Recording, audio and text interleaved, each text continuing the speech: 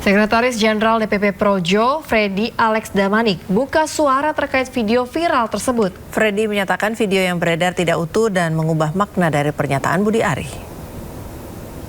Yang pertama, video tersebut bukan merupakan video utuh, tetapi sebenarnya sedang memaparkan berbagai kemungkinan.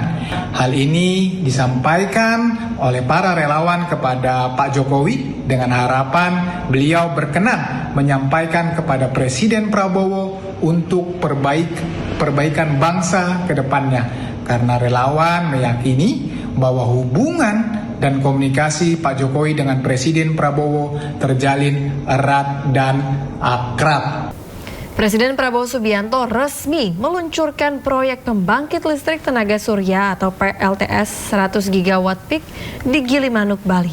Proyek tersebut ditargetkan rampung pada tahun 2029 mendatang. Dengan rahmat Tuhan yang Maha Besar, saya Prabowo Subianto, Presiden Republik Indonesia. Dengan ini secara resmi, saya luncurkan program. Resmian dilakukan Presiden Prabowo Subianto di Monumen Operasi Lintas Laut Jawa Bali, Gilimanuk, Kabupaten Jembrana, Bali pada Selasa siang. Peresmian itu, Presiden Prabowo didampingi Menteri ESDM Bahlil Lahadalia, Menko Perekonomian Erlangga Hartarto, Kapolri Jenderal Listio Sigit Prabowo, serta CEO Danantara Rosan Roslani. Dalam pidatonya, Presiden Prabowo menyebut proyek akan dimulai dengan pembangunan PLTS di Jawa Barat, Jawa Tengah, Jawa Timur, Bali, Bangka Belitung, dan Kepulauan Riau. Proyek tersebut ditargetkan rampung pada tahun 2029 mendatang dan nantinya akan menghemat biaya listrik hingga 73,9 triliun per tahun. Hari ini adalah hari yang penting. Kita launching listrik dari tenaga surya 100 gigawatt untuk bangsa Indonesia. Untuk sebagai bayangan bahwa Menteri Ekonomi, ya, seluruh listrik Indonesia sekarang 88 gigawatt. Seluruh ya. Dari batu bara, dari minyak, dari gas, dari geotermal, semua itu 88 gigawatt. Kita akan membangun 100 gigawatt.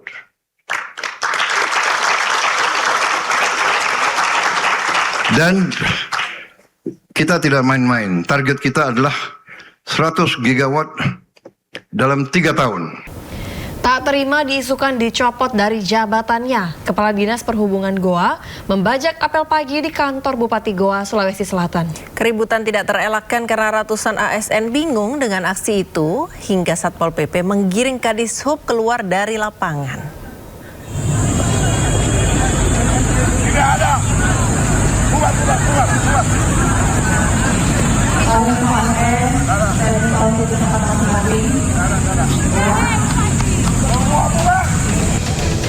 Kepala Dinas Perhubungan Agus Harahap tiba-tiba memasuki lapangan apel dan merebut mik dan meminta seluruh ASN membubarkan diri saat Bupati Goa Husniah Talenrang akan memimpin apel pagi di halaman kantor Bupati Kabupaten Goa. Sontak kejadian ini membuat ASN kebingungan dan memicu keributan di lapangan. Tak lama, Kepala Dinas Perhubungan dikawal sejumlah petugas Satpol PP menjauh dari lokasi.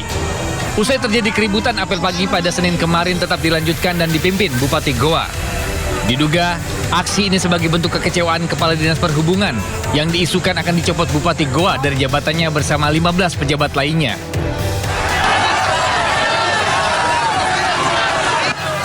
Sebelumnya, ribuan orang menerobos pagar kantor Bupati Goa dan melakukan aksi vandalisme sekaligus memaksa Bupati mundur dari jabatannya. Aksi ini dipicu isu penonaktifan 16 Kepala Satuan Kerja Perangkat Daerah (SKPD) termasuk Sekda oleh Bupati. Masa menilai Bupati Husniah Talenrang telah mencoreng budaya dan kearifan masyarakat di Kabupaten Goa.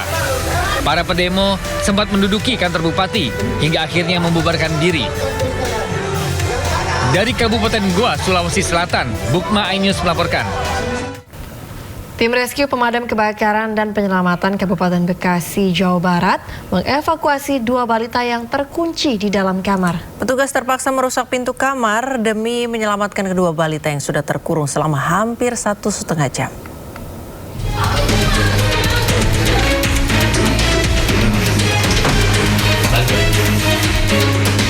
Tim Rescue Pemadam Kebakaran dan Penyelamatan Kabupaten Bekasi mengevakuasi 2 balita yang terkunci di dalam kamar di Kabupaten Bekasi, Jawa Barat.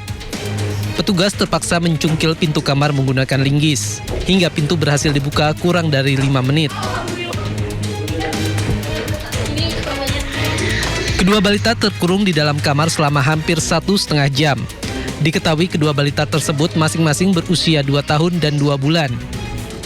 Awalnya kedua anak berada di dalam kamar, namun balita yang lebih besar tiba-tiba mengunci pintu dan pintu tidak dapat dibuka kembali. Karena kunci yang biasa di dalam kamar itu kan suka ada di dalam tuh, anak kuncinya. Nah si anak yang 2 tahun ini main kunci, pak ceklek kunci, pada saat diarahkan ke buka nggak bisa kan harus pakai tenaga. Oh dikunci sama anak yang paling besar? Kalau itu sampai dia kelelahan, diarahkan sama orang tuanya, ketiduran akhirnya tuh.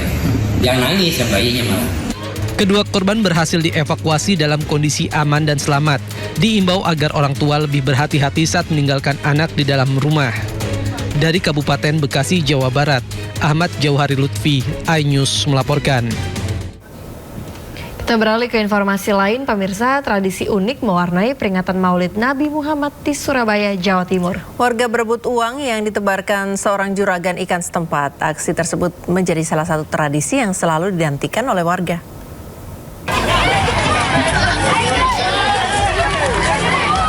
Suasana meriah mewarnai tradisi perayaan Maulid Nabi Muhammad SAW 1448 Hijriah di Kampung Nelayan Cumpat, Surabaya, Jawa Timur. Kemeriahan memuncak saat seorang juragan ikan setempat menebarkan uang pecahan Rp2.000 dan Rp5.000 di tengah kerumunan. Dalam hitungan detik, uang yang ditebar langsung jadi rebutan warga, terutama anak-anak. Tradisi unik bagi-bagi uang ini dilakukan sebagai bentuk rasa syukur sekaligus berbagi dengan warga. Tujuannya untuk apa, Umi? Untuk memeriahkan acara Maulid Nabi. Setiap tahun ya? Iya, setiap tahun. Selain diwarnai bagi-bagi uang, kirap juga diisi dengan penampilan hadrah, pawai santriwan dan santriwati TPQ, serta tarian tradisional. Dari Surabaya, Jawa Timur, Yuda Prawira, iNews melaporkan. Jelang aksi unjuk rasa di depan gedung DPR RI pada 27 Agustus mendatang, Aliansi Masyarakat Pati Bersatu mulai mempersiapkan bus keberangkatan menuju Jakarta. Selain menyiapkan bus, massa juga menyiapkan sejumlah properti aksi seperti keranda jenazah.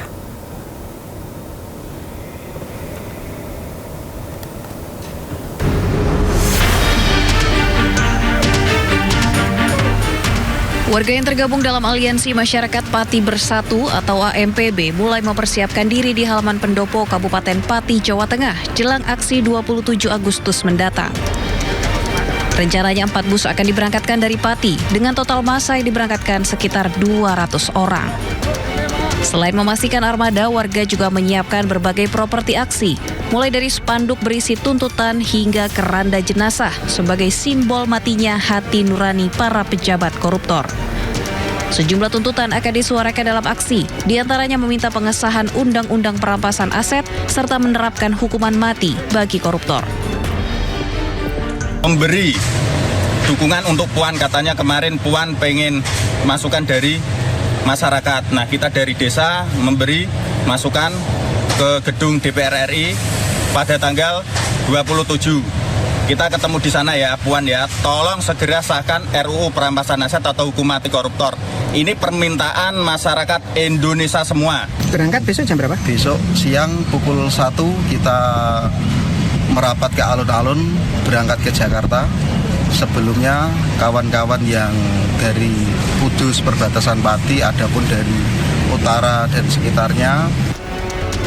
Sebelumnya 11 aktivis AMPB tanggal 20 Agustus lalu sudah berangkat ke Jakarta menggunakan mobil pribadi jelang aksi demo 27 Agustus nanti. Dari Pati, Jawa Tengah, Vindi Agil, iNews melaporkan.